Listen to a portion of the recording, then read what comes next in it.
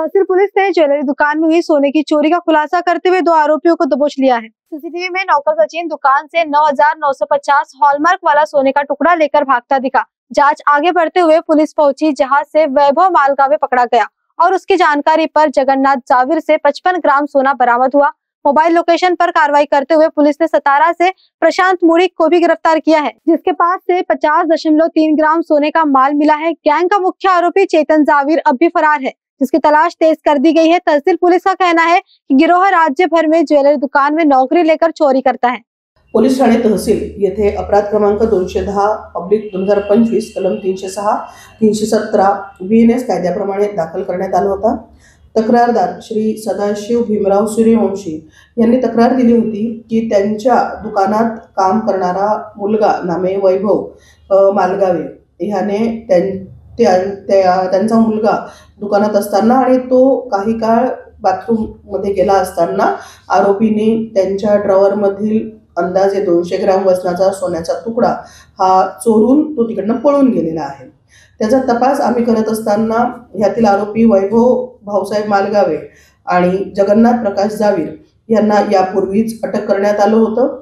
तपासादरम्यान जगन्नाथ जाविर याने 55 ग्राम सोन्याची रिकव्हरी दिली होती आणि तपासात त्यांनी त्यावेळेस पूर्वीच्या अटक आरोपींनी सांगितलं होतं की आरोपी नामे प्रशांत नानसो मुळीक आणि चेतन प्रकाश जाविर हे त्यांचे साथीदार आहेत आणि अशा पद्धतीने सराफा व्यापाऱ्यांकडे कामगार म्हणून काम करायचे आणि चान्स मिळताच तेथून सोने चोरी करून पळून जायचे अशी ही टोळी आहे, जी राज्यात आणि परराज्यात सुद्धा सक्रिय आहे अशी माहिती पहिल्या अटक आरोपी वैभव भाऊसाहेब मालगावे आणि जगन्नाथ जाविर यांनी दिलेली होती। त्या अनुषंगाने गुन्ह्यातील पाहिजे आरोपी प्रशांत मुळीक आणि चेतन जाविर यांच्या मागावर आमचे तपास अधिकारी श्री रमेश शेख आणि पूर्ण तपास पथक होतं। माहिती मिळाल्याप्रमाणे जे प्रशांत मुळीक आणि चेतन जाविर यांच्या शोधकामी सातारा आणि खंबाळा, सांगली या ठिकाणी तपास पथक आणि PSI रमेश शेख हे गेले असता यातील आरोपी प्रशांत नानसो मुळीक याला पोलिसांनी ताब्यात घेतले आणि त्याला अटक करून माननीय न्यायालयासमोर हजर केले असता त्याचा PCR घेतला आणि तपासादरम्यान त्याने एकूण 50 ग्राम सोन्याची रिकव्हरी दिलेली आहे। नमूदच्या गुन्ह्यात आतापर्यंत टोटल 105 ग्राम सोने रिकव्हरी करण्यात आलेली आहे। यातील पाहिजे आरोपी चेतन प्रकाश जाविर हा अद्याप फरार आहे, त्याचा तपास आम्ही करीत आहोत।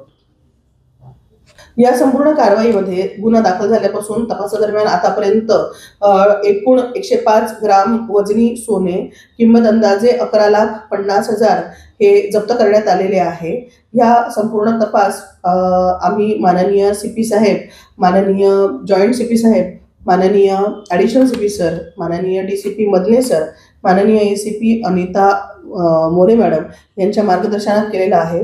आमच्या तपास अधिकारी पोलीस उपनिरीक्षक श्री रमेश शेख यांच्यासह police head constable Sanjay Sahu, police head constable Sandeep Gawali, police शिपाई संदीप शिरफुले, पोलीस शिपाई पवन या पथकाने सदरील कारवाई केलेली आहे आणि संपूर्ण 105 ग्राम वजनी सोने किंमत अंदाजे 11,50,000 हे जप्त केलेले आहे।